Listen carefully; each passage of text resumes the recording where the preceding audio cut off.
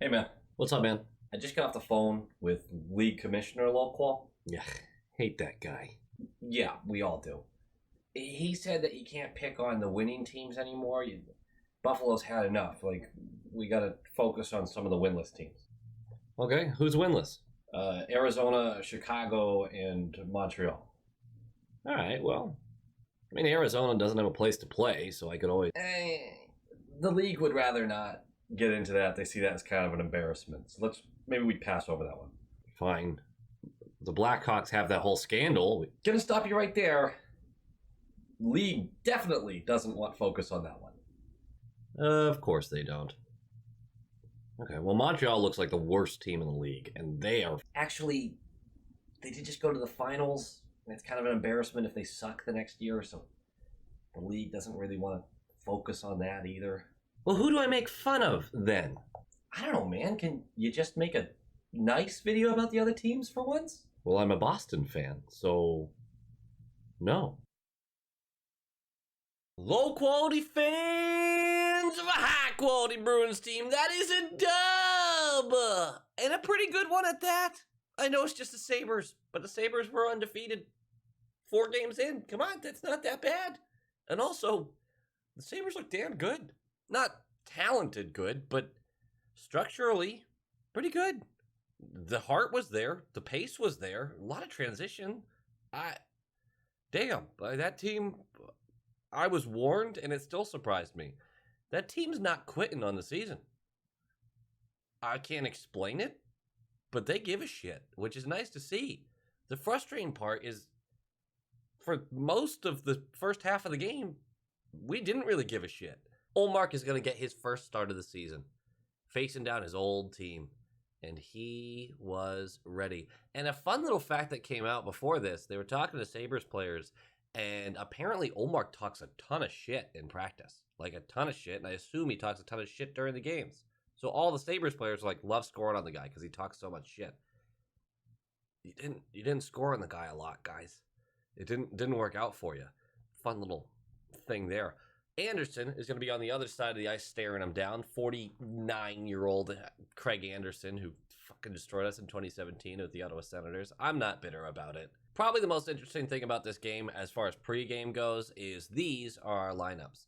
So, Foligno's out. He's got an upper body injury. We know he has back issues. It may or may not be that. I'm not going to speculate. I don't know. It seems to be a day-to-day thing, not a week-to-week. Nosek gets bumped up onto that third line.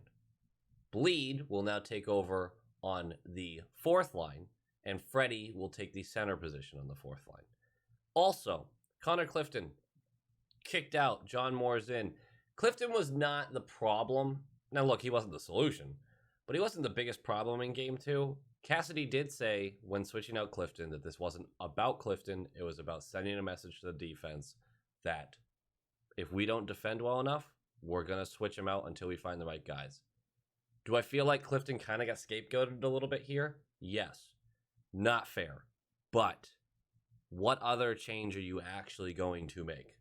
Clifton has to be the first guy out because we actually like our top four, even though guys in our top four were kind of the problem game too. Puck drops, and the first thing you notice, shit, this arena's empty. And I mean empty. Like there's people, but even on the glass, you're looking around like there are empty seats on the glass. The fan base is sending a message. Buffalo is full of real fans who have suffered a lot and continue to suffer, but they're still fans.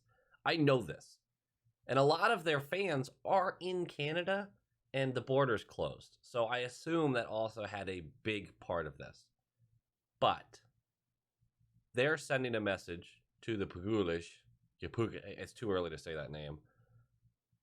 Look, fix it. Time to put some assets into this. You did it with the Bills. Do it with the fucking Sabres. Fix this. Or else you're going to start losing fans. It was a bummer to see, though, because with the homecoming with Ullmark and Hall coming back, and, well, Lazar's injured, but, I just thought it'd be a fun game. There was some weird moments to deal with early on. Now, I expected Ullmark to get booed because he left in free agency, right? Like, he had the choice to come back to Buffalo. Buffalo was willing to sign him for a higher number than we were giving him, and he left to go to Boston. So they booed him. Totally get it. He deserves it, right? As a Sabres fan, you would boo him. Taylor Hall got booed. How did Hall wrong the Sabres? Like, what did he do? He went to your organization in free agency to help give you a turnaround year, and when it didn't work out, you shipped him off for assets. Did you get enough for him? No. But that's not really his fault, now is it? I don't get why you boo Taylor Hall. But Taylor Hall would get the last laugh on this one. The entire first period, we are getting outworked completely.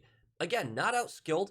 We have flashy plays. We were moving the puck better than them, but they are on every loose puck. They're pinning us in the zone with a forecheck. They're doing a lot. But 4 minutes in, and it's just some nice forechecking by Marchand behind the net of Craig Anderson.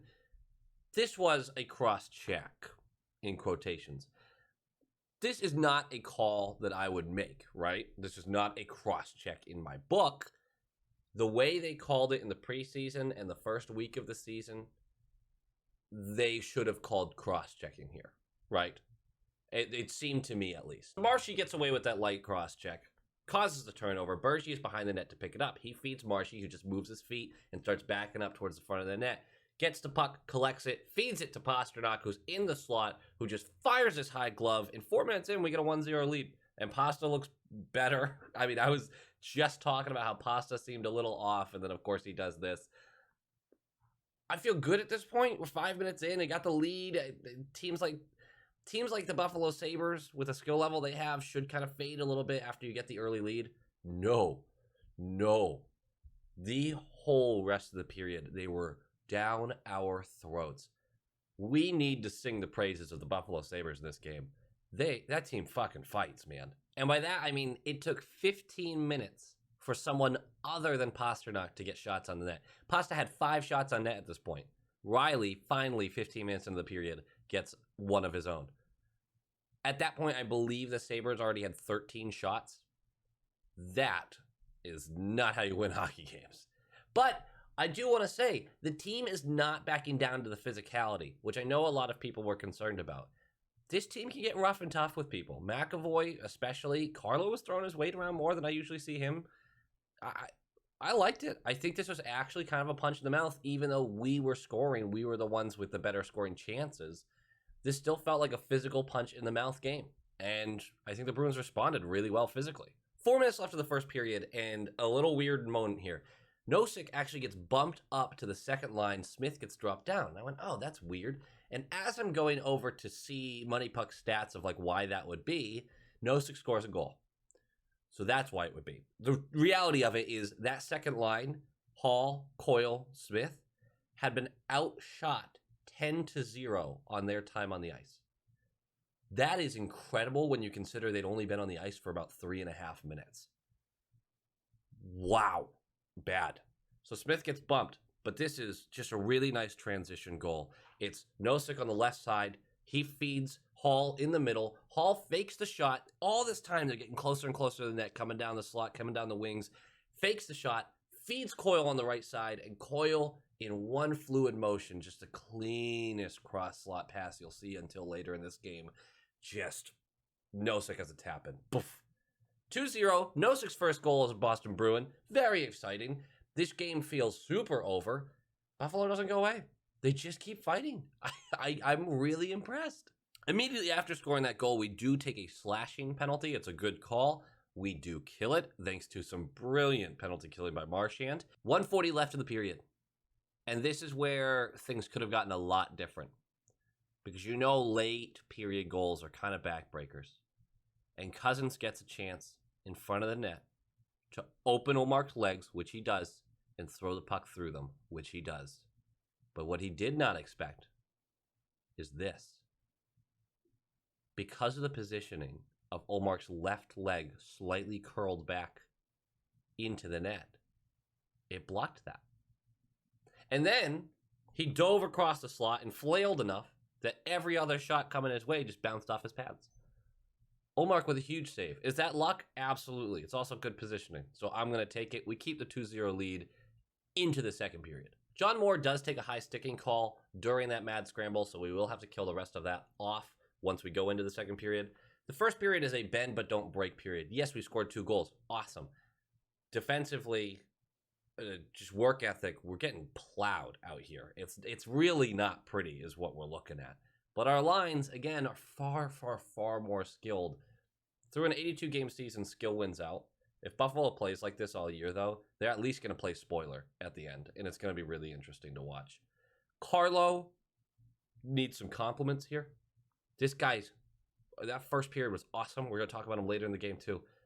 This guy is so solid defensively. In the defensive zone, he is such a difference maker, and I know he's working on the offensive side of stuff. But this guy's such a shutdown guy in our zone. Just awesome game by Carlo. Awesome game. Second period, 4 minutes in, and it's a lazy turnover by the Sabres, and Pasta just gets this open chance to go around Dahlin and dunk it.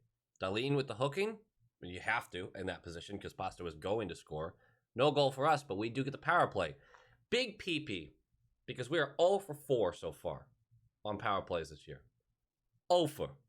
They are 9 for 9 on penalty kills this year. So you know, by the transitive property, we're guaranteed to score a goal here because we've gone 0-4 and they've gone 100-4. There's no breakdown to this, too. It's just a typical setup. It's everyone doing their job. Marchand on the right side with the cleanest cross-slot pass you've ever seen in your life to Coyle, who settles it and just fires this mid-blocker. It squeaks through. Then it's 3-0. Coyle gets the PPG. And Marshy just looks great out there, man. That's 2 assists on the game for him. What a game. What a game. There's not a ton more to talk about in this period. The physicality ramped up. There's some big hits thrown. Bruins didn't back down. We maintained the 3-0 lead. They do have a chance here or there, but Ullmark stones them. And we're going in a third up 3 goals. And you got to feel good about that. And again, I'm just really impressed by this team's ability to say, hey, this team's outworking us. Let's push back. And they did. They evened the ice a lot, I thought. I know, ignore the score. We're up 3-0. I get it. I get that. But you have to also watch the play. And sometimes a 3-0 lead is misleading. It was misleading here. We started to work our asses off midway through the second. We started pushing back more and more and more. That's the kind of stuff I want to see. I know it's early in the season, but you have to know that you're going to respond to these teams throughout a year where people circle the Bruins on their calendar. We're a measuring stick still. It's just the way it goes. People get up for this game. They don't need a lot of coaching to be like, hey, it's the Boston Bruins. You want to beat the Boston Bruins. One little fact, according to Connor Ryan, and I did double check this and he was right. Follow him on Twitter. Great Bruins follow on Twitter. Craig Smith was on the ice for 7 minutes and 24 seconds through the first 2 periods. He was outshot. Whatever line he was on was outshot 24-1 in that 7 minutes and 24 seconds. That's absurdly bad. I think it's very clear he's working through an injury. We'll see, because he did have that maintenance day on Thursday. We'll see what the response is from the coaching staff to maybe give him a little time off, because that's not on accident. I think he would finish the game with a 25-2. So 2 shot attempts for the lines he's on, 25 against. That's bad. Third period starts, more injuries. Bleed would not return to the game, upper body. So again, we're going to have to talk about that and see if Foligno's ready to come back for Sunday. I don't want to rush Foligno. It's too early. So I'd rather bring some people up, but we'll see what happens. We will get a power play. Kajula for hooking. We get no dice on it. 5:25 left. And fucking Forbort, man. I have 3 years of dealing with this guy. 3 years. It's just a weird defensive transition. And Forbort comes in to pinch the actual crossover into our zone while Coyle back checks. They lose the battle, which is frustrating. They lose the battle. The puck gets sent out to Olofsson, Pasta's guy, and Pasta's not on him. He's blissfully behind him. He makes a move in on Ullmark. He has the pass option for a 2-on-1, but goes low glove and gets it. Is this all Forbort's fault? No, it's not. It was a weird kind of pinch high in the zone. And then when he lost the puck, he stood and watched again. And that's actually what's bothering me the most. Is this goal not entirely on Forbort? But why are you watching? Just move your feet. Come on. 3 years of this. I got 3 years of this. We will go for tripping with 4 minutes left. We kill that off, and then Hall gets to put the exclamation point at the end when he punches in an empty netter. And this one had some attitude on it. He slowly skated up to it. It was a dump that Hall just beats out everyone to it by a mile. That we iced it, and he just beat out the icing and gets to punch it in. And it looked like he was just glaring down Sabres fans when he did it. He put some oomph on it. He did not enjoy his time in Buffalo, I don't think. Game notes. Did we get outworked? Yeah. Am I upset about it? A little. That's it. That's the statement. Our top 6 looks really good when Craig Smith wasn't in it. That is not saying Craig Smith doesn't belong in that second line. He absolutely does. He had a really bad game. I think he's nursing something, and I hope it's not too serious. We're going to see what happens. The defense mostly looked better this game, but I'm still having issues with Forbort being as slow as God could make you. And John Moore is not going to fix any problems long term. He can't be the guy back there long term. Was he bad? No, not in particular, but he's still shaking off a lot of rust. I'd give him a few more games, honestly. It looked better than it did against the Flyers, but the Flyers also have a lot more firepower than the Sabres do. So I really don't know what to say about this. This game kind of leans itself towards John Moore's style with the effort and the tenacity that he has. I don't know. I just don't like our third pairing, I guess. Love our top 4, though. God, do I love our top 4. And Carlo was arguably the best guy on the ice tonight. He just is such a difference maker, and he's so quietly a difference maker. Good defense, man. Someone's got to sing the praises of these guys every now and again, and Carlo is just shut it down kind of guy. He's not going to wow you. He's not going to get in the box score a lot, but just got to like what he does. Every team needs a guy like Carlo. Say what you want about the third line. There wasn't a lot going on. I thought Howlo was just missing. I don't know what was going on with him. But DeBrusk continues to look good. He worked his ass off. His forechecking was great. He's in the plays, and he chases the puck all around that offensive zone. Defensively, could he use a little more effort? Yes. I'm never going to argue with that. They didn't generate enough. That wasn't on DeBrusk tonight. It really wasn't. Huge win by Ullmark. Must shake off some demons there, so I assume he'll get the net again on Sunday after that performance. Predictions would be all on me at that point, because I'm a smart cookie. And we're on to the undefeated Sharks. Let's go. Undefeated bottom 5 teams. Let's just executioner style this shit. Just go through them all. Go Bees!